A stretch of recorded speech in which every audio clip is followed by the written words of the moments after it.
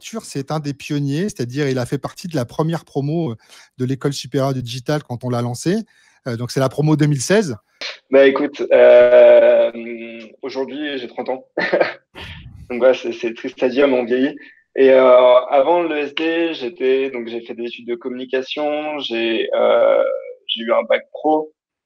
J'ai fait pas mal je me cherchais un peu et je savais pas trop dans quoi je voulais bosser plus tard, malgré que c'était dans le digital. Voilà, c'est ce qui était sûr, c'est que je voulais bosser sur le web. Et je suis allé un jour à une JPO où d'abord un salon à Porte de Versailles, puis après une JPO où j'ai pu rencontrer le SD, ça m'a plu et et donc après j'ai commencé l'aventure ESD. Donc avant le SD, plus d'études en communication. Après, j'ai fait une licence de graphisme aussi. Et donc après, je me suis lancé dans le SD. Et au final, derrière, product manager. Qu'est-ce qui t'a fait choisir cette école qui se lançait? C'était quoi le concept qui t'a attiré? C'était quoi? Est-ce que tu arrives à te rappeler ce qui a fait que tu as choisi de venir à l'ESD en premier lieu? Ouais, je me rappelle un petit peu. Donc à l'époque, ouais, je me cherchais un petit peu. Je savais pas trop dans quoi je voulais travailler malgré que ce soit le web. Mais il y a tellement de métiers différents dans le web que je savais pas vraiment dans quoi me lancer. Et le programme qui avait quand je me suis inscrit, c'était un programme qui était très touche à tout. C'était pour à la fin savoir tout faire. C'est en alternance aussi. Donc ça a vraiment pesé dans la balance parce que du coup, c'est-à-dire qu'on a expérience métier en même temps que l'expérience euh, en cours. Et donc du coup, ça a vraiment pesé dans la balance. Et le fait qu'on touche à énormément de métiers en très peu de temps, bah au final, c'est vraiment une expérience clé à avoir et c'est vraiment ça qui m'a plu. Et donc, le fait d'avoir ce passé en communication, donc c'était vraiment une communication globale, communication visuelle, communication graphique, communication gestuelle. Donc voilà, j'ai vraiment utilisé tous les types de communication pour après faire une licence de graphisme et plus me spécialiser là-dedans. Ouais.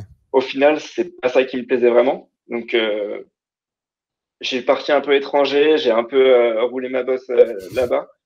Et quand je suis rentré en France, je me suis dit, OK, on va reprendre les études. Maintenant, tu sais dans quoi tu veux t'engager. Il faut juste trouver le bon moyen et le bon format. Et le SD, ouais, c'était parfait pour ça. Explique-nous un peu vraiment ce que c'est qu'un PM. Un product manager, ça va être, j'aime bien le terme facilitateur en fait. Un product manager, ça va être un facilitateur pour arriver d'un point A à un point B. Et le product manager, il doit avoir dans son scope, dans ses skills, dans ses compétences, la capacité de pouvoir gérer du business, de la finance, du légal, du technique, donc pour parler avec les développeurs, du marketing. On a 6 branches, donc il y a plusieurs écoles. Les 6 branches, après, on peut encore les diviser en plusieurs sous-parties. Mais globalement, on a 6 branches sur lesquelles on doit pas forcément être spécialisé dans chaque branche, c'est-à-dire qu'on peut pas être bon partout, mais on peut être expert en un domaine. Et donc, Ouais. du coup, l'important, c'est de pouvoir s'adresser, pouvoir attaquer tous les domaines dans un sens où on va pouvoir mener un projet de A à Z en allant aller chercher les bonnes personnes au légal, en allant aller chercher les bonnes personnes au marketing, les bonnes personnes côté tech, les bonnes personnes côté communication au global. Donc voilà, c'est vraiment ça. Le product manager, ça va être le facilitateur. Et le product manager, il va avoir dans sa mission principale l'évolution d'un produit, la mise sur le marché d'un produit et son évolution, donc de A à Z. Donc un produit, la définition d'un produit, c'est répondre à un besoin utilisateur. Et ben le boulot du PM, c'est de répondre à ce besoin-là. C'est différent du chef de projet qui lui va organiser mais qui n'est pas centré produit. Et pareil, c'est différent du chef de produit qui lui est quand même normalement orienté marketing. Toi, tu es quand même plus dans la dimension technique de l'amélioration du produit, du service, non? Tu as 2 types de boîtes, je dirais. Tu as celle où le business est porté par les équipes produits et celle où le business est porté par les équipes marketing. Dans le cas où le business est porté par les équipes produits, tu auras souvent des product managers, des product owners, une organisation agile autour du produit. Dans les boîtes où c'est plus le marketing qui est le côté business, bah, ça sera, tu auras effectivement des chefs de produits. Maintenant, dans une boîte, tu peux avoir les deux pôles et les deux collaborent. C'est ce qui se passe dans énormément de boîtes et ça fonctionne très bien. C'est pas parce qu'une partie a un business que l'autre ne peut pas exister. Et je dirais que la principale différence entre un chef de projet et un product manager, c'est que en fait, c'est l'environnement dans lequel ils évoluent. Le chef de projet va beaucoup travailler sur un cycle en V. Ce qu'on appelle un cycle en V, on commence un produit et on ne délivre pas tant qu'il n'est pas terminé. Comparé à une méthode agile où on va délivrer toutes les semaines, toutes les 2 semaines, toutes les 3 semaines. Répondre à un besoin utilisateur plus fréquemment. Est-ce que tu peux développer un tout petit peu sur les méthodes agiles et notamment le Scrum? Le principal rôle, c'est de garantir la delivery, c'est-à-dire de garantir que une feature va être livrée en temps et en heure. En fait, un Scrum Master va bosser avec un Product Owner. La différence entre le Product Owner et le Product Manager, c'est que le Product Owner est centré lui aussi sur la delivery, donc sur la livraison d'un produit, tandis que le Product Manager a cette partie vision. Vision sur la roadmap, définition de la roadmap, découverte des besoins utilisateurs, recherche utilisateur. Le Product Manager va beaucoup travailler avec l'UX et les Product Designers, tandis que le Product Owner va beaucoup plus travailler avec les développeurs. Voilà. Chez AB Testing, donc la boîte dans laquelle je travaille, on est vraiment le Product Manager est à la fois Product Manager, donc au sens vision, roadmap, discovery, et Product Owner, livraison des prochaines features. Explique-nous un peu ce que c'est qu'AB Testing, puis dis-nous vraiment ce que tu y fais, parce que je pense que c'est une fierté pour toi de travailler dans cette boîte-là. Donc, en gros, AB Testing, c'est une plateforme d'optimisation d'expérience client. Ce qu'on appelle une CXO plateforme. Elle a été créée, il me semble, en 2011 et en un peu moins de 10 ans, elle a réussi à avoir plus de 900 clients. Donc c'est plutôt pas mal avec une courbe exponentielle à plus de 100% sur plusieurs années d'affilée. Donc c'est en termes d'évolution, c'est assez fou. Je crois que c'est une licorne encore aujourd'hui, c'est une licorne. Ouais.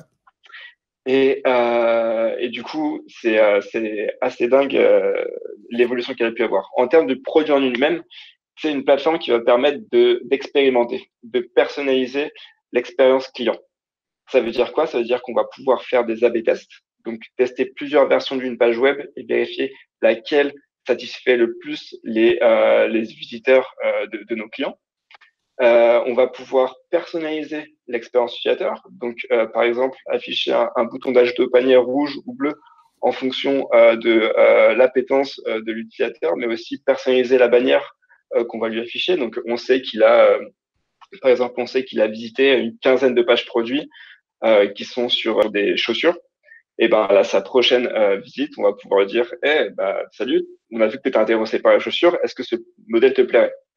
Donc voilà, c'est pouvoir accompagner le visiteur dans son parcours d'achat. Il y a maintenant 6 mois, on a sorti un nouveau produit dont je suis product manager qui consiste à, pareil, faire de l'expérimentation, mais ce qu'on appelle de l'expérimentation server-side.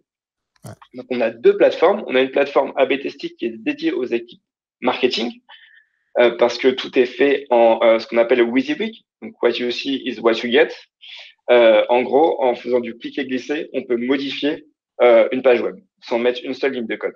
Flagship, le produit qui est dédié maintenant aux équipes produits. Pourquoi un produit qui est dédié aux équipes produits? Parce que même dans une équipe produit, même sur une plateforme, on doit faire de l'expérimentation. On doit satisfaire les clients. On doit faire en sorte que le parcours d'un point A à un point B soit le plus rapide et simple possible. Donc, même sur une plateforme SaaS, on doit faire de l'A/B test. On doit personnaliser l'expérience. Et donc, Flagship va être dédié à l'expérimentation dite server-side. Une expérimentation server-side, c'est pouvoir faire de l'expérimentation sur une application mobile, c'est pouvoir faire de l'expérimentation sur une montre connectée, sur une machine à laver connectée, sur une cafetière connectée. N'importe quel objet qui pourrait être connecté à Internet, on pourrait faire de l'expérimentation dessus. Et justement, par rapport à ça, il y a un problème majeur donc, du product management en général. c'est délivrer un produit qui soit le bon et le délivrer à temps. Il y a un timing. Exactement. Il y a une comparaison qui existe, qui est donc délivrer le produit de la bonne façon versus délivrer le bon produit. Je vais vous faire un exemple tout bête auquel je pense et qui a été sorti dans les années 80. C'est les lasagnes Colgate. Si je vous parle de lasagne Colgate, je ne sais pas si ça vous parle, mais en gros, c'est Colgate qui a sorti des lasagnes dans les années 80 et qui a fait un flop complet. Pourquoi? Parce que quand je vous parle de lasagne Colgate, je suis sûr que vous pensez à une couche de pâte, une couche de dentifrice, une couche de pâte, une couche de dentifrice, et ce n'est pas vendable. Et du coup, ils n'ont pas fait assez de recherche utilisateur pour voir ce que recherchaient leurs clients. Et donc, c'est là qu'intervient l'UX, c'est là qu'intervient le product management. On va délivrer le bon produit à temps et de la bonne manière. Qu'est-ce que l'UX pour toi? Et moi, j'aimerais bien savoir quelle est ta réponse, ta vision là-dessus. C'est une bonne question. C'est une très bonne question. Pour moi, l'UX, c'est comment faciliter la vie de l'utilisateur. Ça revient. C'est pour ça que l'UX et le PM sont vraiment liés, puisque le PM va chercher une solution produit à comment subvenir à un besoin, quand l'UX va chercher une solution d'expérience sur ce produit en lui-même. Et c'est là que la collaboration est vraiment très importante.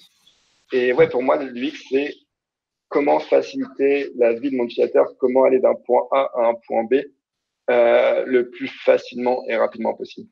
C'est vraiment ça, tout en gardant l'objectif principal en tête. Pourquoi on n'a pas gardé le métier de web designer? Et je pense que c'est justement parce qu'à un moment donné, il faut pouvoir se spécialiser dans un secteur spécifique. Quand on regarde aujourd'hui, le web designer, il faisait de l'UX, il faisait de l'UI, mais il n'était pas forcément très bon en UI et des fois pas forcément très bon en UX.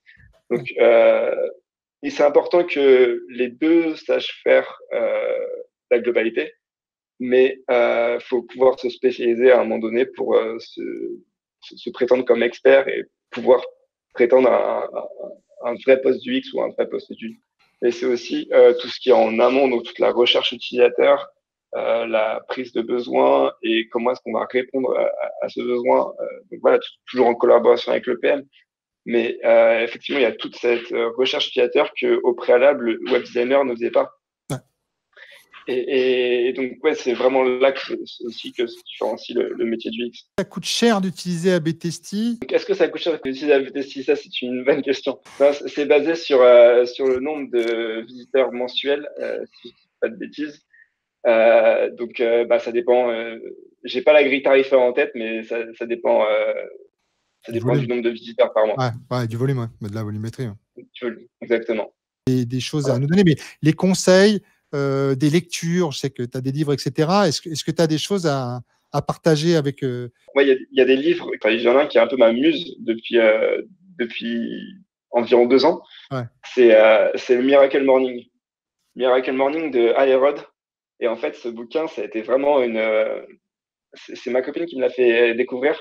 Et ça a été vraiment une délivrance, on va dire. Pourquoi? Parce que en fait, il nous montre qu'en se levant un peu plus tôt le matin, pas grand-chose, une demi-heure, 1 heure plus tôt, on peut faire tellement plus de choses. Et en fait, si j'avais découvert ce livre pendant mes études, mais ça aurait été tellement fou parce que ça m'aurait permis avant les cours, de pouvoir apprendre encore plus de choses. Et on a tellement plus d'énergie après sur le reste de la journée, on est en forme. Ouais. Et enfin, moi, je l'ai utilisé pour faire pas mal de sport le matin, pour apprendre des nouvelles choses le matin, pour faire de la lecture, de la méditation. Merci beaucoup, Arthur. Merci à la promo 2016. On vous embrasse. Merci, ciao et à bientôt. À demain, 17h30.